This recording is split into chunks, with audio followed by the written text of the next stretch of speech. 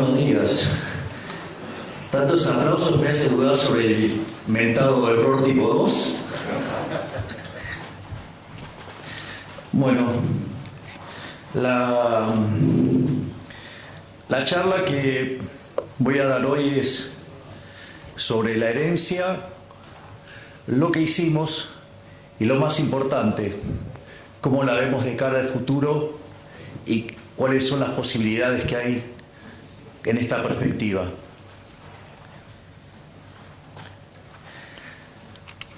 Lo primero que hay que entender es el desastre que recibimos. O sea, más o menos para que tengan una idea. Cuando una economía tiene déficit gemelos por 4 puntos del PBI, eso es una alerta amarilla. 8 es alerta roja y se van a dar una piña de lo lindo. Bueno, nosotros recibimos de herencia 17 puntos del PBI de déficit gemelos. Así es que se darán una idea del tamaño de desafío que teníamos. Esos déficit gemelos tenían un déficit fiscal consolidado de 15 puntos del PBI, donde 5 correspondían al Tesoro Nacional y 10 al Banco Central, donde, como si eso fuera poco, la posición de las LELIQs, que podían ser en 30, 60, 90, 120, 180, 150 y 180 días, la habían pasado todas a pases a un día. Esto quiere decir que al momento en que asumimos, se podría haber cuadruplicado la base monetaria en un día. Digo, para tener órdenes de magnitudes de las dificultades con las que nos encontrábamos. Al mismo tiempo, en materia de dinámica de precios, al existir un tipo de cambio controlado, con una brecha tan grande, la contracara es que existe lo que técnicamente se llama money overhang o sobrante monetario. La magnitud del sobrante monetario en ese momento básicamente era similar a la que teníamos en la previa del Rodrigazo de 1975, lo cual implicó en aquel momento, cuando se quedó el país sin reservas y tuvo que forzosamente devaluar, sextuplicar la tasa de inflación. De hecho, pasó de 30 a 180%. Habíamos tenido una experiencia similar en el año 59, también de similar magnitud, y también había implicado una sextuplicación de la tasa de inflación. En aquel momento pasó de 20 a 120.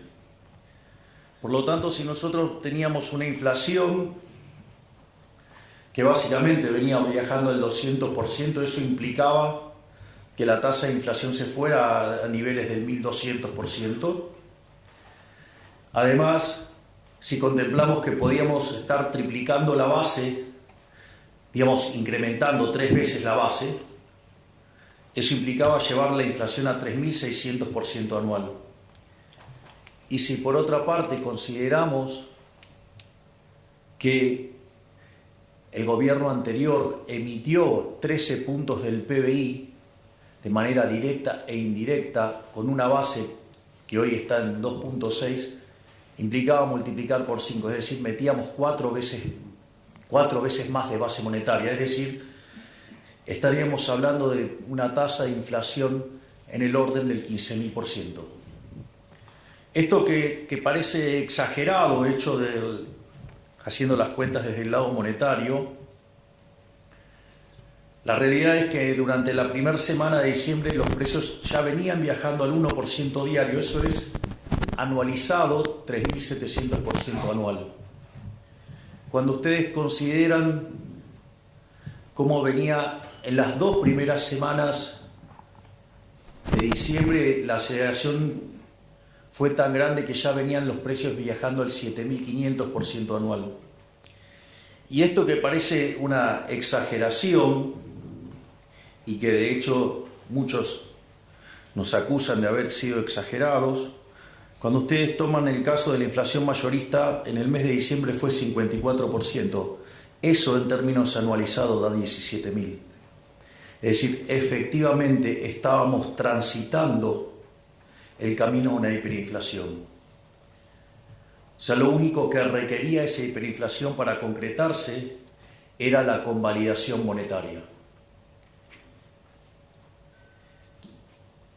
Hay una anécdota muy divertida en un libro maravilloso que se llama El Banco Central, Teoría y Práctica, de un economista que se llama Alan Blinder, que fue uno de los primeros académicos de llegar al Comité de Política Monetaria de la Reserva Federal, que daba clases también en Princeton junto a Bernanke, y cuenta algo que es muy interesante, ¿no? Dice, supongamos que tenemos el banquero central perfecto. Entonces, el banquero central perfecto, supongamos que hiciera control de tasa de interés. Digo, no es el instrumento que a mí me gusta, pero el libro está hecho con ese ejemplo.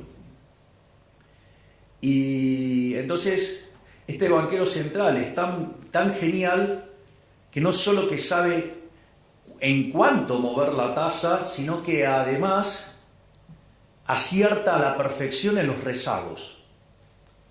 Entonces, cuando él ve que se está por acelerar la tasa de inflación, empieza a subir la tasa y entonces logra que la inflación permanezca en el target. Cuando ve que la economía, digamos, está desacelerando y la tasa de inflación se va por debajo, modifica y de vuelta deja la inflación en el target. Es interesante porque en el límite esto podría implicar que moviera la tasa de interés como si fuera un electrocardiograma de alguien que está bien o alguien que esté corriendo, si fuera el caso, y deja constante la tasa de inflación, es decir, el tipo es perfecto.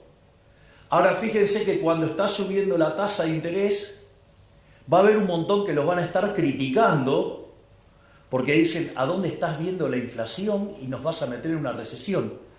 Y cuando la baja, dice, vos vas a estar alentando la inflación. Es decir, el tipo hace un trabajo perfecto y ¿qué le va a pasar? Lo van a estar criticando todo el tiempo. Bienvenidos al mundo de la política. Afortunadamente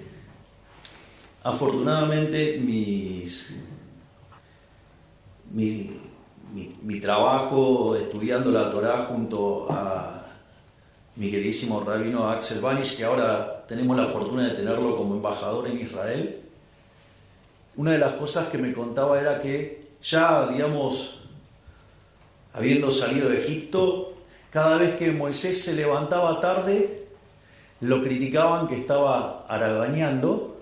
Si se levantaba temprano, decían que estaba peleado con la mujer, y si se levantaba en el horario, era porque no tenía nada que hacer.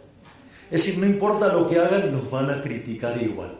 O sea, eso, digamos, es bastante tranquilizador al momento de iniciar la gestión, digo, porque se lo criticaban a Moisés, entonces a mí me pueden decir de todo y lo tengo más que bien merecido. Así que en ese sentido, pero es bueno saber porque ahora, digamos, hay un montón que dicen, nunca hubo hiperinflación. ¿No? Digamos, se olvidan que en el medio, digamos, ahora lo voy a describir, pero llevamos un ajuste de 13 puntos del PBI, el más grande en la historia de la humanidad. Pero bueno, es la vida. La otra parte era el desequilibrio cambiario. Es decir, la relación entre el paralelo y el oficial era 3-1. Por lo tanto, digo, la situación estaba bastante complicada. Acá hay algo interesante, que me voy a adelantar a la parte de las críticas que nos hacen. Digo, porque ahora, que no, que hay que subir el tipo de cambio y todas esas cosas. Yo me acuerdo que estábamos en el Hotel Libertador, estaba con el equipo de Toto, y el consenso del mercado era que teníamos que llevar el tipo de cambio a 600.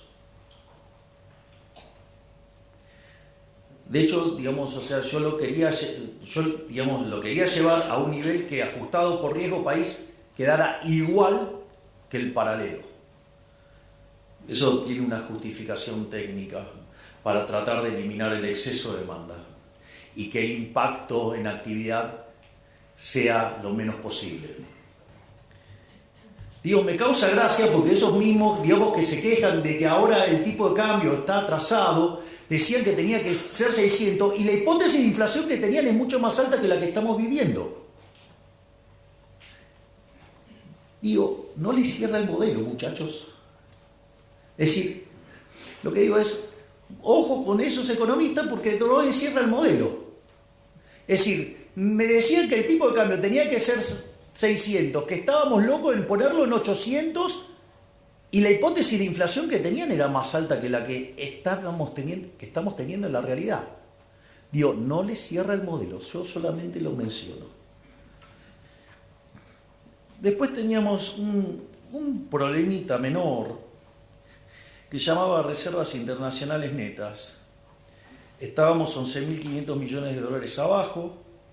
Teníamos otro problemita también, no blanqueado, que todos sabíamos que existía, que se llamaba el CIRA, que en realidad eran 60.000 millones de dólares, pero que cuando pedimos que se blanqueara y que se acercaran, evidentemente había una parte que sabía que estaba haciendo cosas no lícitas y se blanquearon 45.000 millones.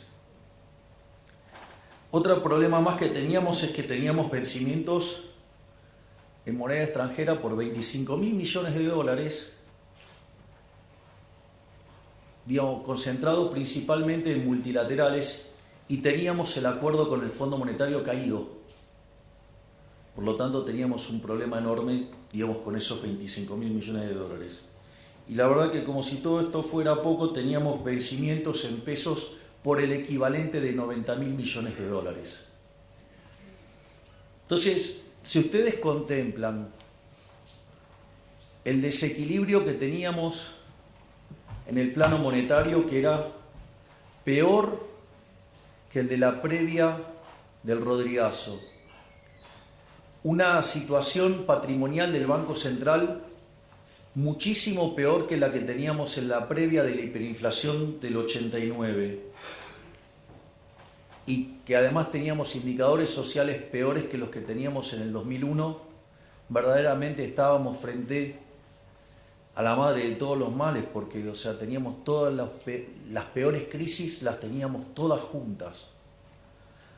Ahora, esto es para llorar. Miren, la verdad no. Porque la única forma en que podría llegar a haber un gobierno liberal libertario en un país que arrastra 100 años de socialismo era en el medio de un desastre. La única forma que esto podía ocurrir era esto. Era una carambola a 3 bandas. Y la fuerza del cielo lo permitieron. Y como si todo esto fuera poco, en realidad la actividad económica venía cayendo y tuvo un repunte, en el... Bien, Cristiano, esa es la gorra. Es más, tengo versión hasta en hebreo de la misma.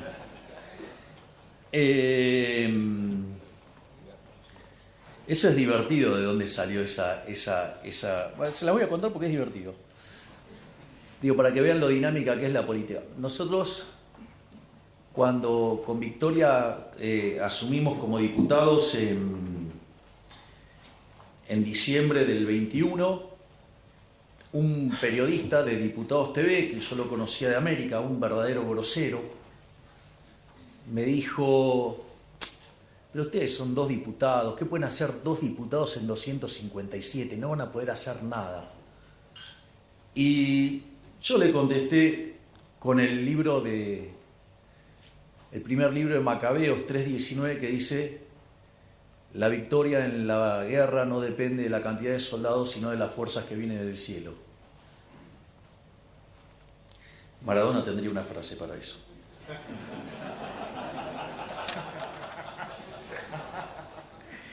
Bien. Naturalmente, frente a este desastre que enfrentábamos, había que tener sin duda un programa de estabilización bien duro y concreto. Es Esto es divertido porque se la pasaron durante la campaña diciendo que nosotros no teníamos ningún plan, que no teníamos programa económico, que no teníamos nada. Se nos dijeron un montón de cosas. Pero en realidad los únicos que decíamos que era lo que había que hacer éramos nosotros. De hecho, yo hasta había publicado un libro que se llamaba El fin de la inflación, donde si lo leen, digo, van a encontrar que está todo contado ahí. Digo, y no dije que lo iba a hacer, además lo estoy haciendo. Eso es más divertido todavía. Entonces, la primera pregunta era, ¿shock o gradualismo? La verdad es que cuando ustedes repasan la historia argentina, todos los programas de shock, salvo el del 59, no solo lograron bajar la inflación, sino que además fueron expansivos. Y además todos los programas gradualistas terminaron mal. Lo otro era, para hacer gradualismo hay que tener tiempo. ¿Ustedes creen que yo tenía tiempo si tenía la posibilidad de triplicar la base monetaria en un día? Cuadruplicar la base monetaria en un día. No había tiempo. Pero como si todo esto fuera poco, si ustedes quieren hacer gradualismo, además requiere eso de que ustedes tengan financiamiento. Y Argentina no tenía financiamiento si tenía caído el acuerdo con el Fondo Monetario Internacional. En ese sentido, digamos, la verdad que no había otra alternativa que el shock. Además, yo considero que la única salida es el shock. Eso, digamos, también tiene una explicación. Entonces, en función de esto, nosotros implementamos un programa de estabilización hiperortodoxo bien duro. Digo, al margen de la cantidad de cosas que digan, digamos, muchos economistas, ¿no? Que esto es una transición, que después falta el programa. Miren, si la inflación de diciembre mayorista fue 54%, viene bajando todos los meses, el mes anterior fue 10 y el último fue 5. Si la inflación mayorista, que venía a niveles del 45, la pudimos clavar en 25 y después fue 20, 13, 10 y ahora vamos camino a un dígito. Digo, en términos de core seguro. Digo, deberían ser más respetuosos. Digo, claramente que hay un plan de estabilización para bajar la tasa de inflación. Digo, que no la vean no es mi culpa. Digamos, o sea, un programa de estabilización esencialmente tiene 3 elementos. Tiene una política fiscal. Nosotros hasta le hemos puesto nombre a esa política fiscal. Se llama motosierra y licuadora. O sea, tiene motosierra y tiene licuadora. Es más, muchos de los que nos critican de la calidad del ajuste, a mí me causa gracia porque decían que hacer un ajuste de más de un punto del PBI era imposible. Y nosotros apuntábamos a que en el año 2024 tengamos déficit cero. Y lo hicimos con tanta convicción que obviamente que tenía licuadora y que tenía motosierra. Y después creíamos que lo íbamos a poder lograr en el primer trimestre. Y lo logramos en el primer mes. O sea, enero tuvimos déficit financiero nulo. De hecho, nos criticaron y dijeron que en febrero hasta nos explotaba el déficit primario. Nuevamente, déficit cero. Y les voy avisando que el día 22 voy a estar anunciando los números. Vamos a estar haciendo una cadena nacional, donde además vamos a estar anunciando los números fiscales. Y les aviso que el primer trimestre del año terminó con resultado financiero positivo. Es decir, con lo cual, digamos, a todos esos analistas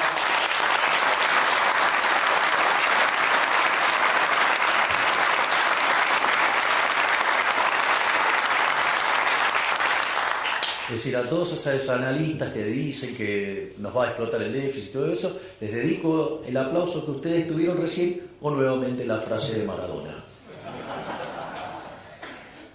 El otro elemento es el tema de la política monetaria. El tema de la política monetaria, Básicamente, el Banco Central está quebrado.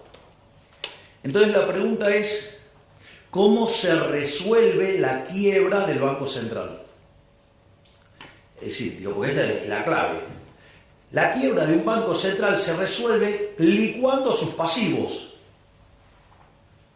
O sea, con el tamaño del problema argentino implicaba un nivel de precios estratosférico hasta que licuaran tanto los pasivos que el patrimonio neto por lo menos quedara nulo.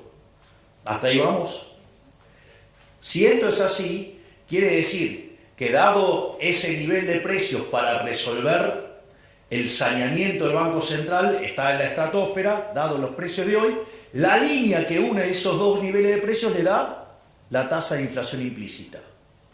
Por lo tanto, era fundamental sanear el Banco Central, ¿para qué? Para que ese nivel de precios estratosférico que dejaba nulo el patrimonio del Banco Central fuera bajando. Y en la medida que ese nivel de precio bajara, por lo tanto, la tasa de inflación esperada tiene que bajar. Naturalmente, digamos, ahí también arrancamos con un proceso de saneamiento del Banco Central. Ahí también nos encontramos con algunas críticas. Hasta tengo los WhatsApp y tengo los informes de las consultoras hablando que había que llevar la tasa de interés real a terreno positivo. Si hubiéramos hecho eso, en lugar de haber descomprimido el balance del Banco Central como lo hemos hecho hasta ahora, les cuento que en lo que va del año ya hubiéramos metido 4 bases monetarias más en instrumentos remunerados. Entonces ahora estaríamos discutiendo ¿qué cosa? No, esto es insostenible. Estaríamos hablando de la pelota de las LELIQs o la pelota de los pases o no sé qué cosa, digamos una bola de nieve que nos iba a arruinar en una hiperinflación. Ahora todos esos están todos escondidos, nadie dice nada. Es decir, le deben tener miedo a la frase de Maradona.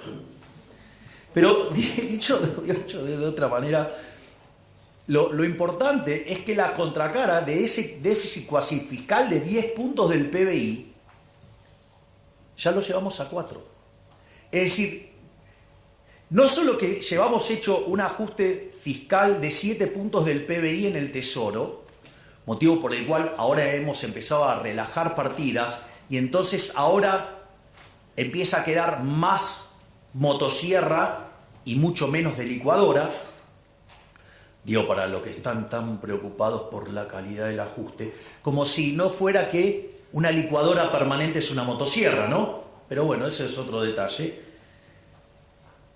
Lo importante es que hemos hecho sucesivas bajas de tasa de interés y todo el mundo, ¿qué esperaba cada vez que bajábamos la tasa? Que subiera el tipo de cambio y que perdiéramos reservas. Bueno, llevamos acumulados más de 12.000 millones de dólares de reservas. Salimos del terreno de las reservas netas negativas y en el medio pagamos un montón de cosas. Por lo tanto, también lo que hicimos en materia monetaria y cambiaria es un éxito.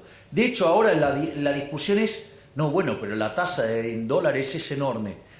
Y entonces, si yo le hubiera puesto en términos reales positivos, hubiera sido todavía más grande. Entonces, que más o menos se pongan de acuerdo qué quieren decir con la tasa de interés, porque nosotros siempre tuvimos claro que era un problema de arbitraje con la tasa en los dólares. Es decir, no mirar como un cavernícola, digamos, la tasa de interés real en una economía cerrada. Por lo tanto, digo, ¿qué es lo que hemos, y obviamente que hicimos en el ajuste del tipo de cambio? Si ustedes se acuerdan, cuando nosotros estábamos en campaña, decían que con nosotros el tipo de cambio iba a estar en 6.000, en 10.000. Me parece que le erraron por un poquito. Entonces, digo, ¿qué tenemos en materia de resultados? No solo que hemos logrado el déficit cero, sino que nos hemos pasado un poco. Digamos, en lugar de hacer un ajuste de 5 puntos del PBI, hicimos uno de 7. Eso lo pueden ver en un trabajo que hizo Nadine Argañadás, que de hecho lo circuló por Twitter. Y además, bajamos el cuasi fiscal en 6 puntos. O sea que hicimos un ajuste de 13 puntos del PBI, es decir, acabamos de hacer el ajuste fiscal más grande en la historia de la humanidad, porque además encima lo hicimos en 3 meses. Sí, esto es importante, digo, pero eso es justamente lo que permitió evitar la hiperinflación. Además, una de las características que tiene el tema del déficit cero y que es muy importante es lo siguiente: cuando ustedes tienen déficit financiero nulo, significa que la deuda no sube.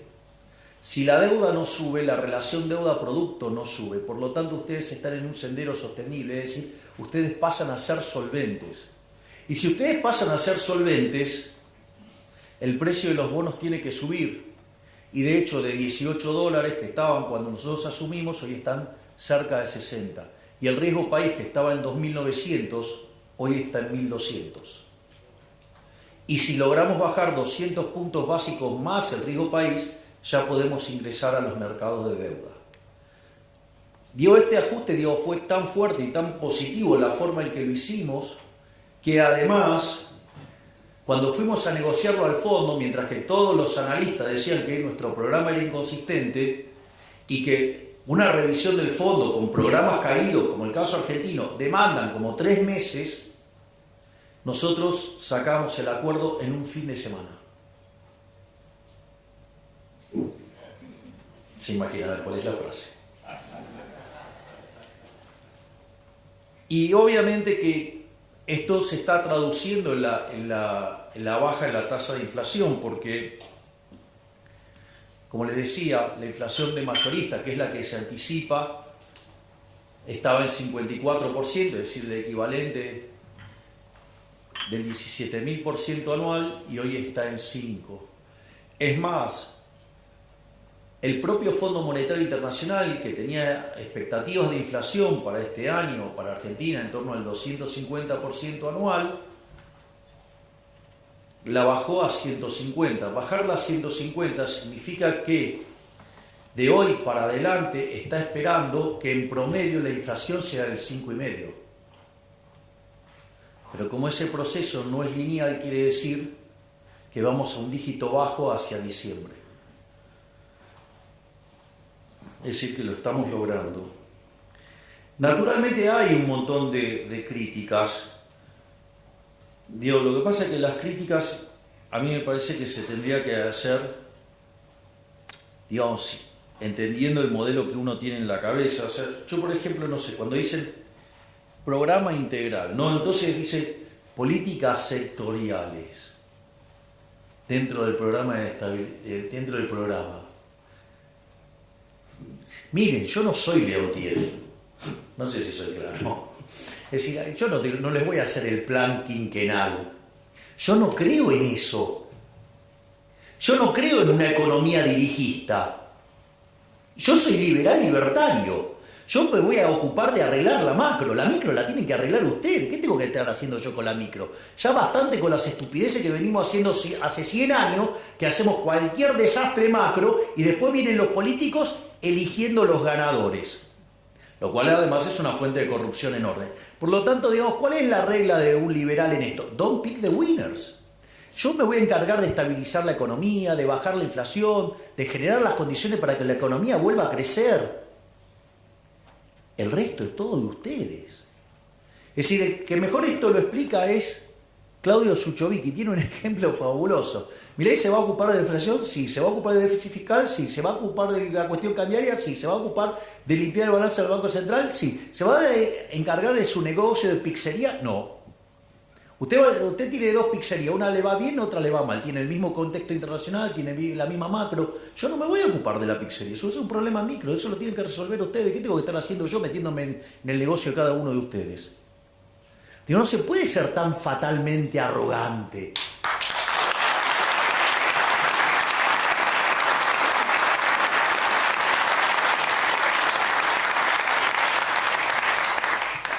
La otra es la política de ingresos.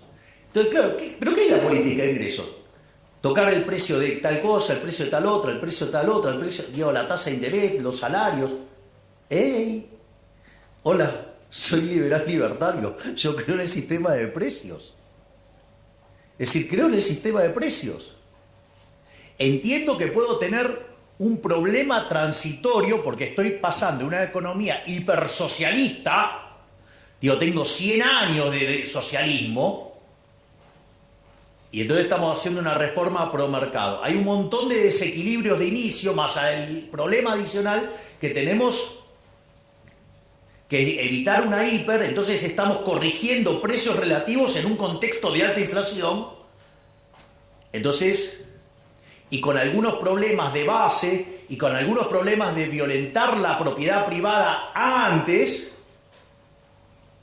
entonces puede ser que en algún momento, digamos, haya algunas correcciones vía defensa de la competencia. Digo, todos se están entendiendo de lo que les estoy hablando. Digo, pero salvo cosas así puntuales y que son propias de la transición, esas cosas no van a existir nunca más. Pero antes ustedes tienen que estabilizar la economía y que quede claro el respeto por la propiedad privada. Y no, digamos, que alguien utilizando recursos del Estado vaya tomando posiciones y genere una posición dominante a partir de la estafa del Estado. Y después generar movimientos políticos tocándole a un segmento etario donde hay una gran proporción de votantes. Digo, bienvenido al mundo de la política, es la basura que les estoy describiendo. El tema de la tasa de interés ya lo hablamos. El tema de la sostenibilidad del ajuste, digamos, también hablamos del tema de cada vez queda más la motosierra, queda menos de la licuadora. Digo, el mejor ejemplo es lo que estamos haciendo en materia de jubilaciones. Si hubiéramos dejado las cosas como venían, los jubilados hubieran perdido 2 puntos del PBI. Con lo que estamos haciendo solo van a perder medio punto. Es decir, le estamos devolviendo 1,5 puntos. Y naturalmente la discusión del tipo de cambio. La discusión del tipo de cambio es bastante ridícula. No, porque hay que hacer subir el tipo de cambio. ¿Por qué? Digo, porque si hoy no hay brecha, si no hay brecha, ¿por qué tengo que estar haciendo tocar el tipo de cambio? Es decir, ¿por qué no me gusta el tipo de cambio de mercado? Lo primero que tienen que entender que el análisis ese del tipo de cambio real, lo voy a decir en latín, diría el profe de Pablo, es una pelotudez. Porque agarran y toman una serie del tipo de cambio real. La pregunta es, ¿cuál es el año de referencia? Digo, que alguien me explique por qué toma el determinado año de referencia sobre el que calcula el promedio. Digo, que explique eso. No, eso no lo explican. No solo eso, cuando ustedes se fijan, hay momentos donde el tipo de cambio real queda muy depreciado y hay momentos que queda muy apreciado. Por lo tanto, digamos, algo que tiene ese nivel de volatilidad, calcular el promedio les diría que es otra estupidez del tamaño de una casa. Pero como si todo eso fuera poco, en el momento que ustedes, no sé, calculen un promedio y en algún momento, digamos, el tipo de cambio va a pasar por ahí, tomen ese año. Ustedes podrían decir que en ese año ustedes pueden replicar las condiciones de oferta y demanda de todos los bienes pasados, presentes y futuros que afectaron a la determinación de ese conjunto de precios relativos en Argentina y en el mundo todo en simultáneo, y como si en el medio no hubiera cambiado ni siquiera la composición de oferta de bienes. ¿Y ustedes se dan cuenta del disparate que es hacer eso? Como dice el profe de Pablo, eso es hacer aritmética, eso no es economía. Entonces les digo, cuando vienen, le hablan del tipo de cambio real, que esto, que el otro, digo, o sea, ustedes se dan cuenta de la arrogancia que implica, porque implica conocer el vector de precios relativos, pero no solo ahora de Argentina, sino también de todo el mundo. Y entonces ustedes deberían conocer las preferencias, la tecnología y las dotaciones, no solo, digo, presentes, sino futuras, y no solo de Argentina, sino también de todo el mundo. Ustedes se dan cuenta. O sea, y ustedes para tomar una acción de política y para que eso funcionara, ustedes deberían ser omniscientes, omnipresentes y omnipotentes. O sea, deberían ser Dios. Digo, ¿por qué carajo creen que Hayek le puso La fatal arrogancia a ese libro? Porque es un poquito, digamos, pretencioso, ¿no? Es decir, bueno, el que levanta la manito así, digamos, se cree que está en esa condición. Digo, un día de esto le voy a decir tráeme un café, porque digo, o sea, pero bueno, nada, ya saben de quién estoy hablando. Bueno, son cosas que pasan. Entonces, esto es todo lo que tiene que ver con la parte de estabilización. Ahora, obviamente, no es todo estabilización, ¿no? O sea, en algún momento tenemos que empezar a crecer. Entonces, para empezar a crecer ahí entra a jugar un rol importante las reformas estructurales. Entonces, pero hay una cosa muy importante que es entender la naturaleza de las reformas estructurales. Esto lo explicó Toto de una manera magistral cuando hizo el primer discurso sobre las características del programa. En ese discurso, él lo explicó a la perfección y es, si ustedes se fijan, todo el entramado regulatorio y de restricciones y todas las porquerías que tenemos y el entramado legal son consecuencias de ir sobre los efectos y no sobre las causas. Es decir, la causa del problema es siempre la misma. Ustedes toman los últimos 123 años de historia argentina, Argentina tuvo déficit fiscal durante 113. Ustedes, Argentina, desde el año 1901 hasta hoy tuvo 22 crisis. 20 tienen origen fiscal, que tienen o déficit fiscal alto o extravagantemente alto. Por lo tanto, el problema central es el déficit fiscal. Entonces, por ejemplo, no sé, ustedes tienen déficit fiscal, lo financian con emisión monetaria. Entonces, ¿qué es lo que pasa? En algún momento se le deteriora, o sea, entonces sostienen el tipo de cambio, ¿no? Entonces tratan de anclar con el tipo de cambio. Cuando ustedes hacen eso, ¿qué les pasa? Pierden reservas. Entonces aparece la ley penal cambiaria, ¿para qué? Para que ustedes no puedan comprar dólares. En lugar de arreglar la causa, que es el déficit fiscal, como los políticos no quieren tocar la de ellos, ayer quedó bien claro eso, que la de ellos no se toca, Macri diría, la mía está. Ayer fue un claro ejemplo, la mía está. Por suerte los argentinos están reaccionando. Entonces, en ese contexto, ustedes se encuentran con esa situación. O por ejemplo, financian el déficit con emisión monetaria, generan deuda. Emisión monetaria, generan inflación. Entonces empieza a haber inflación. ¿Qué hacen? Controles de precios. Ejemplo, la ley de góndolas. ¿Sí? Ahora, ¿qué pasa cuando ustedes controlan precios? Aparece el desabastecimiento. Entonces, ¿cómo contesta la política? Con la ley de desabastecimiento. Es decir, se le van los dólares, entonces ponen controles de capitales. Y entonces el que fuga, es un delincuente. Es un héroe. El que fuga es un héroe.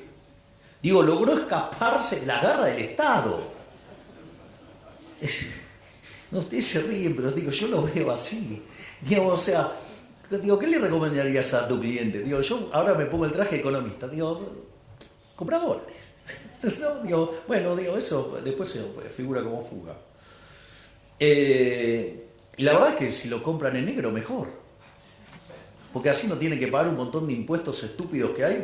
¿Todo para qué? Para financiar a los que se levantan la manito y a la que le hace de querusa, para financiar a esos inútiles.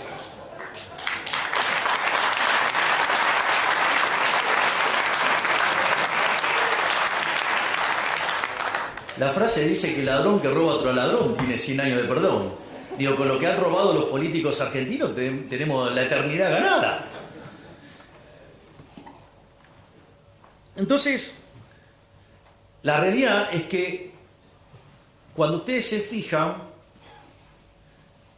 nuestro programa económico que tiene, la pata fiscal, la pata monetaria y la pata cambiaria, donde hay un ancla nominal, no es que no hay ancla nominal. Esa es otra estupidez que decían. No, acá no hay ancla nominal.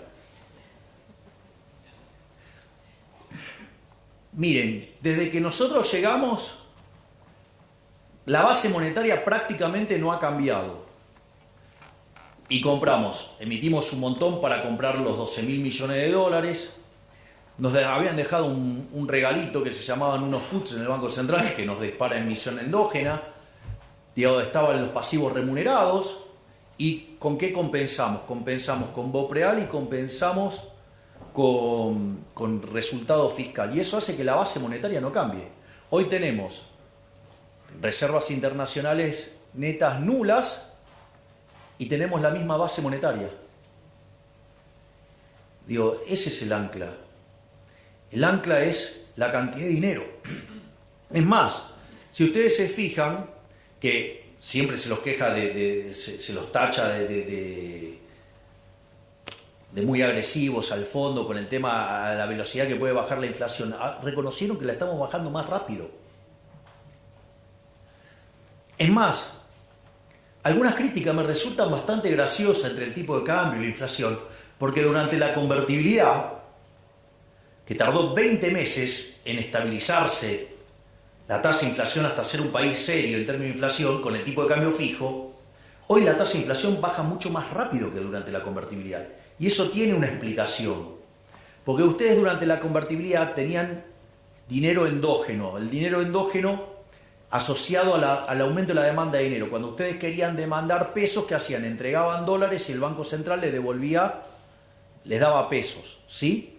Entonces el aumento de la demanda de dinero tenía como contrapartida, ¿qué cosa?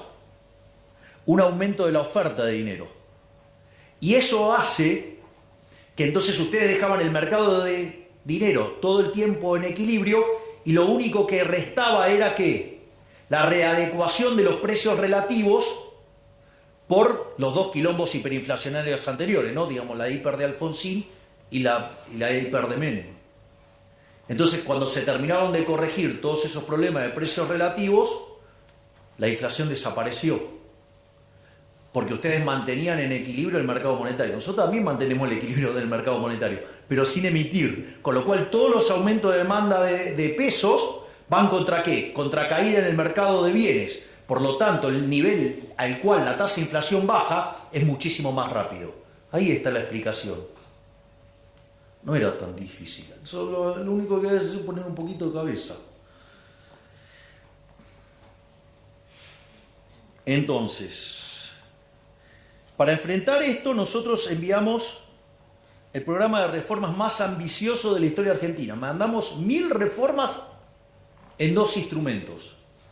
1/3 en el DNU, 2/3 en la ley bases.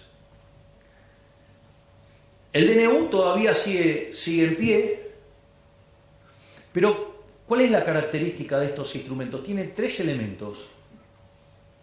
El primero, que a diferencia de todos los DNU que hubo en Argentina, donde todos avanzaron sobre las libertades individuales, sobre la propiedad privada, esta es la primera vez que devuelve libertades, o sea, le devuelve libertad a los ciudadanos.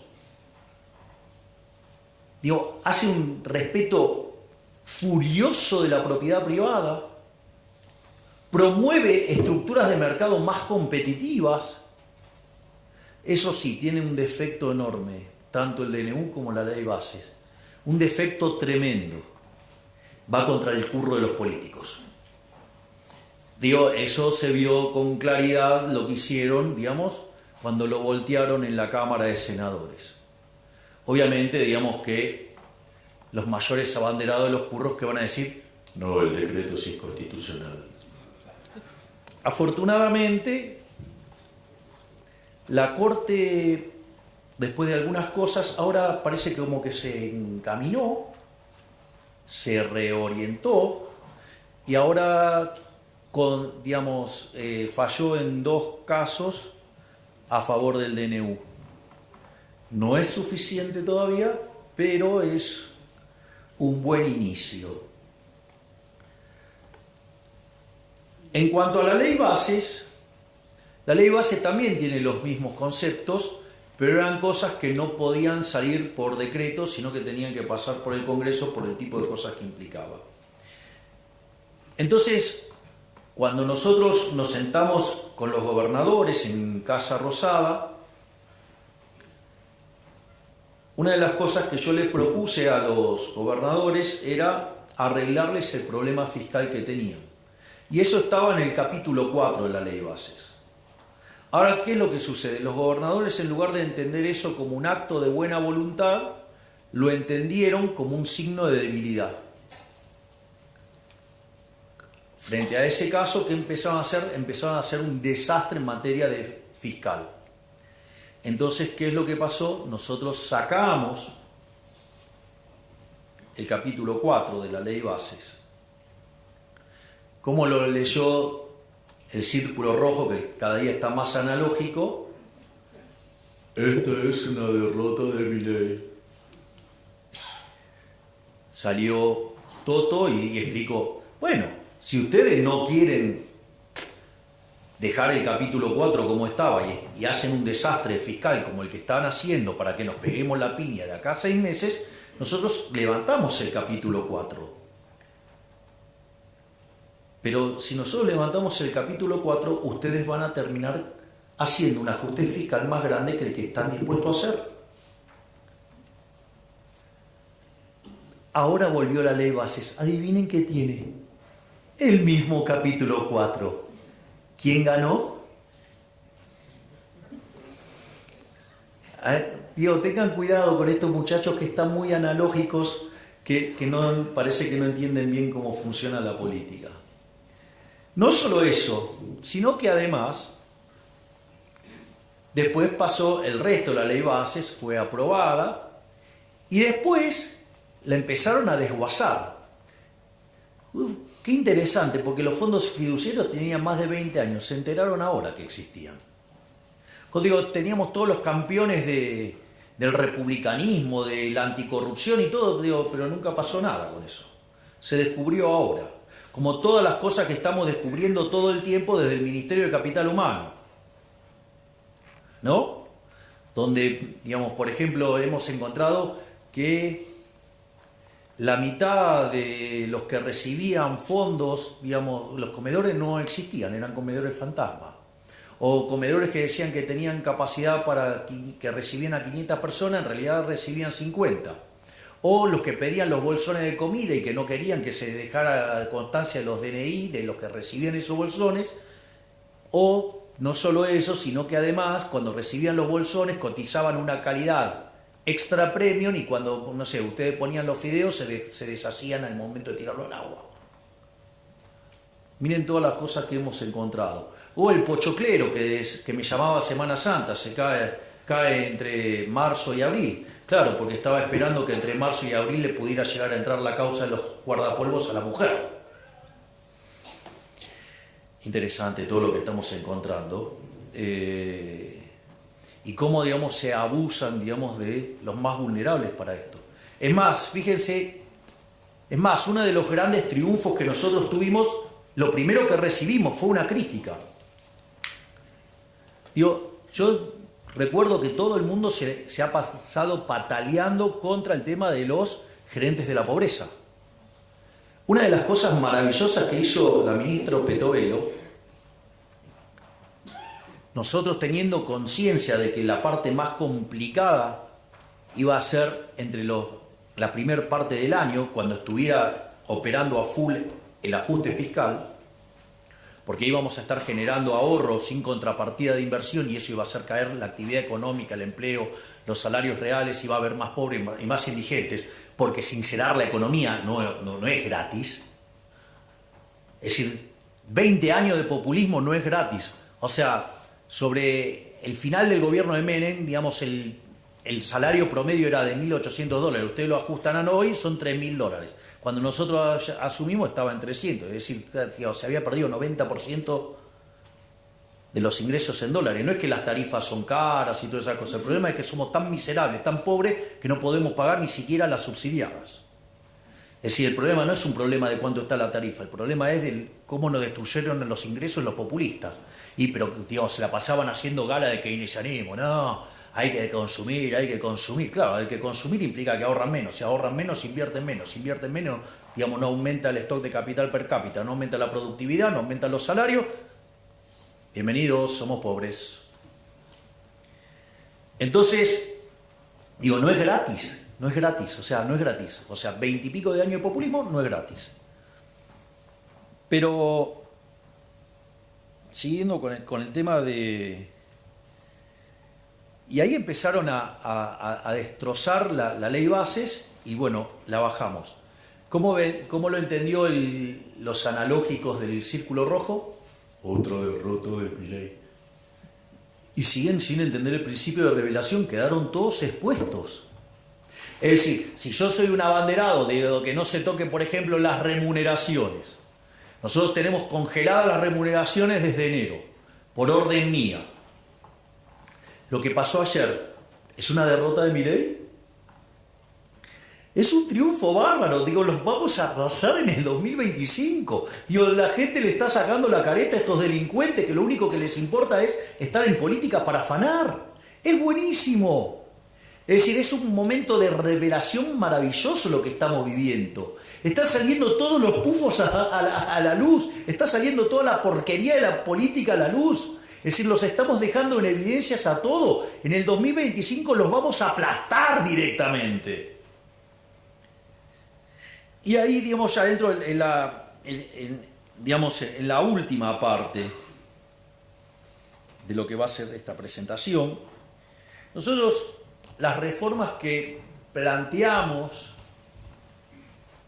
en DNU más bases implicaba que en términos de libertad económica saltáramos 90 puestos.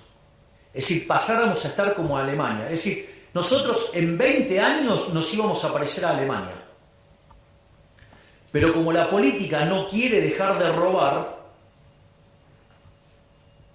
atenta contra el DNU, atenta contra la ley bases, le saca pedazos. ¿Para qué? Para que no toquen sus negocios.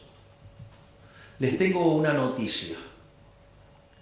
Las reformas que no podamos meter ahora, las vamos a meter a partir del 11 de diciembre del 2025. Y además de esas, tengo 3.000 más. No voy a hacer que Argentina se parezca a Alemania, porque Alemania tiene un PBI per cápita de $50.000. Yo no quiero ir por cosas chiquitas, yo me quiero parecer a Irlanda. Quiero ir por un PBI per cápita que es 50% más grande que el de Estados Unidos. Esa es la revolución que estamos proponiendo, una verdadera revolución de la libertad.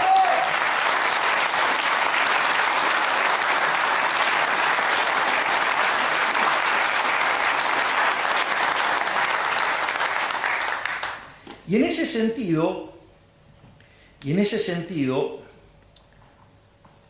hay algunas cosas que resultan interesantes porque es cierto que en el medio del ajuste que estamos haciendo, el 75% de los argentinos entiende que estamos peor. Es decir, entienden claramente que estamos peor. Pero ¿qué es lo más maravilloso? Que cuando nosotros asumimos, solamente el 20% de los argentinos creían que de cara a un año íbamos a estar mejor. Eso en el mes de febrero en enero trepó a 20, a 30 quiero decir, en marzo, digamos, ya estaba en 40 y hoy estamos en 50. Es decir, hoy ya la mitad de los argentinos percibe que de acá a un año vamos a estar mucho mejor. Y eso no es menor. Además, el 70% de los argentinos está convencido que vamos a exterminar la inflación. Es decir, nada más que hay 50 puntos que consideran que lo vamos a hacer en un año y 20 puntos, digamos, que consideran que lo vamos a hacer en 2. Es más, si hoy fuera el balotaje, pese que le pese a algunos, hoy lo ganaríamos por más diferencia. Lo ganaríamos 58 a 42, lo ganaríamos por 16. Pero no solo eso, porque cuando ustedes van a esa votación de los 58, lo que es más interesante, 48 puntos estarían en la primera vuelta. Es decir, ganaríamos en primera vuelta, porque quien más intención de voto tiene después de nosotros es Cristina Fernández de Kirchner con 20. Y no es cierto que de esos 10 puntos incrementales entre la primera vuelta y el balotaje saquemos 0. Por lo tanto, estaríamos arriba de los 50 puntos. ¿Esto qué quiere decir?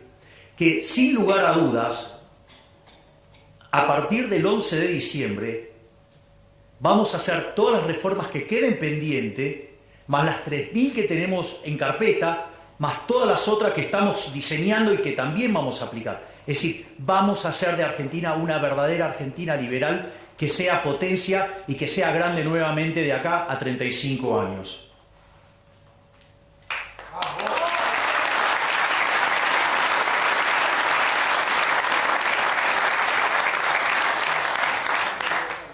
Y finalmente, digo, la pregunta es ¿cómo? ¿No? Porque digo, o sea, con solo, digo, parece casi fundamentalista, digamos, el tema de con que solo, digamos, si yo le digo subimos en libertad económica va a ocurrir, o sea, digo me pueden tener mucha estima, pero creerme tanto, digamos, hasta sería peligroso, le diría. Entonces, el punto es cómo es todo el proceso. Miren, la primera parte es rebote. La primera parte es rebote. De hecho, fíjense que cada vez son más los analistas que están viendo una B corta. Esa B corta tiene, ya había aparecido un indicador que pareció raro, que para febrero el desestacionalizado de Orlando Ferrés había dado positivo. Pero claramente es un indicador, el desestacionalizado, que tiene mucha inestabilidad en la punta. Entonces, hay que tomárselo con mucho cuidado eso. No solo eso, cuando ustedes empiezan... Ahora salió el índice líder, digamos, de la Ditela, que anticipa, digamos, la evolución de la actividad y dio positivo. Cuando ustedes miran minería, viene para arriba. Cuando miran oil and gas, viene para arriba. Cuando miran el campo, viene para arriba. Es decir, cada vez tenemos más indicios de que esto está rebotando y levantando. No solo eso, sino que además ustedes tienen algunas cuestiones adicionales. Y es que donde se notaron las caídas más fuertes, digamos, el recorte se está dando en B de manera violenta. No sé, ejemplo, CAME, las ventas, digamos, pegó un rebote fuerte. No solo eso, sino, digamos, que la brutal caída del riesgo país, eso, cuando ustedes miran empíricamente, cada vez que el riesgo país se desploma, digamos, la actividad rebota fuertemente. Pero no solo eso. Además, hay otro elemento fundamental, y es, aun cuando no hiciéramos ninguna de las reformas estructurales, digo, la descapitalización de la economía obedece a todo un conjunto de reformas estructurales negativas que hicieron que uno se coma el capital. Si la economía argentina está muy descapitalizada, ¿por qué está descapitalizada? Para que el valor del producto marginal del capital, digo, la TIR de la firma, esté por encima del WACC, ¿no? Digo, para que no destruyan valor. Entonces, en ese contexto, ustedes lo que tienen es que, cambiando la regla de juego, ¿qué pasa ahora? La tasa está desalineada con el costo de oportunidad de capital. ¿Por qué creen que vuelan las acciones? Justamente por eso, porque afuera la están viendo. Entonces, en ese que de 20 años de destruir capital, una productividad enorme, retornos reales enormes, contra tasas de interés desplomándose, ustedes tienen una posibilidad de ganar plata a lo loco, aún sin reformas estructurales.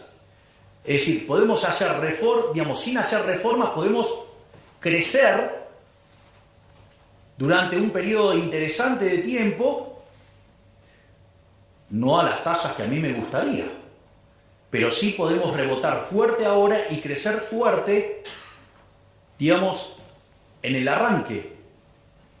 Entonces vamos a llegar al 2025 con tasas de expansión muy fuertes, compuestas de rebote y de crecimiento por descapitalización y tasa de inflación cayendo. Prepárense porque vamos a arrasar. Y ahí sí vamos a tener la composición de las cámaras que necesitamos para hacer las reformas que Argentina necesita para volver a ser grande. Pero eso no es todo. Si ustedes se fijan, nosotros estamos, cuando termine todo esto, el ajuste fiscal va a ser el consolidado de 15 puntos del PBI. Es decir, va a haber 15 puntos del PBI que se los llevaba el gobierno para financiar actividades parasitarias y que ahora ese ahorro se va a transformar en inversión productiva. Y eso le va a meter a la economía por lo menos entre 4 y 5 puntos de crecimiento adicional. Entonces, digamos, nos estamos preparando para generar un verdadero, yo no diría milagro económico, porque lo único que estamos haciendo es lo que dicen los libros que hay que hacer. Pero, digamos, tenemos la cabeza tan deformada después de 100 años de lavado de cerebro en la educación pública, sea de gestión estatal o de gestión privada, tenemos tanto socialismo en sangre que, claro, cuando uno lo ve así parece un milagro. En realidad lo único que estamos haciendo es aplicar el manual. Por lo tanto, digamos, las perspectivas de crecimiento para adelante son maravillosas, porque además, por más que no tengamos todas las mayorías para hacer todas las reformas que queremos, solo para una gran parte de las reformas, digo, cuando empiecen a ver la oleada liberal, libertaria que se viene, se van a acomodar. Y eso va a permitir, digamos, que las reformas salgan mucho más fácil de lo que uno lo ve ahora. Pero esto es solo una parte de la historia. Es decir, está, digamos, yo lo que les acabo de decir es toda la configuración macro que hace que Argentina sea un excelente caso de negocios. A ver, si lo voy a poner en estos términos, si yo voy comprado en activos de larga duration en Argentina, con caída de tasa de interés, gano un montonazo, ¿sí o no? Imagínense si además son reales, con lo cual, digamos, no ajustaron, con lo cual tienen para ganar un montón, con lo cual hay una oportunidad de entrar a hacer negocios de infraestructura y de un montón de cosas para ganar un montón de plata.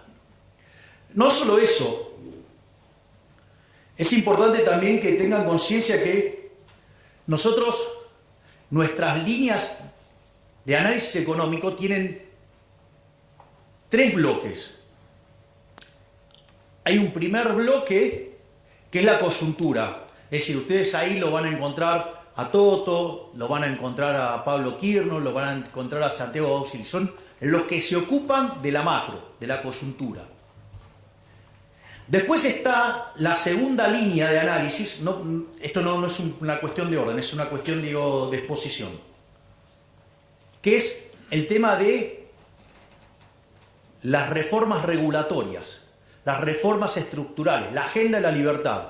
Ustedes ahí tienen a 2 colosos, tienen a Federico Sturzenegger y al doctor Rodríguez Chirilo, digo, que son los que diseñaron las reformas estructurales para liberarnos de toda esta miseria socialista que cargamos hace 100 años. Y después está el tercer grupo, que tengo el privilegio de tenerlo acá, al queridísimo Demian Reidel, ¿sí? Que es el que se encarga, digamos, de pensar la economía del futuro.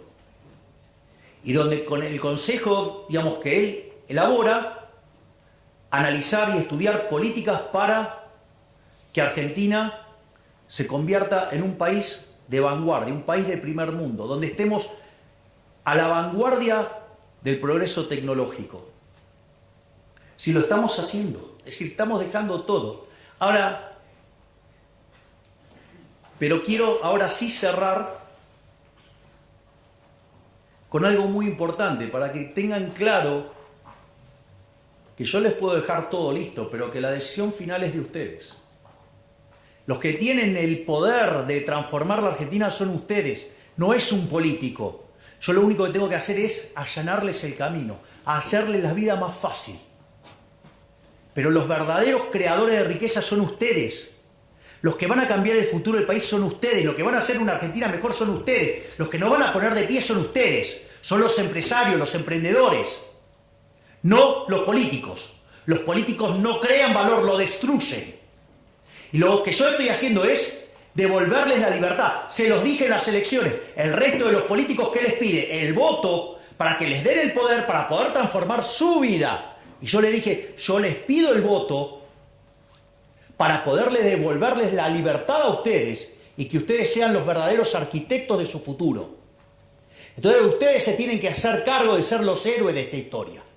Yo les voy a allanar el camino. En la medida que Argentina además empiece a crecer, yo les voy a poner un pie encima al gasto público, tal que lo licúe en términos de PBI y empezar a devolverle la plata de los impuestos. Es decir, de acá en el futuro también va a haber mucha baja de impuestos. Y va a generar además una retroalimentación virtuosa. Entonces se los voy a contar para que tengan idea de esto. Nosotros, digamos, hoy es un día muy especial. Digamos, hoy, un día como hoy, digamos, hoy es el cumpleaños del Rebe. Y además, estamos entrando en Pesaj. Digamos, donde se recuerda la salida de Egipto.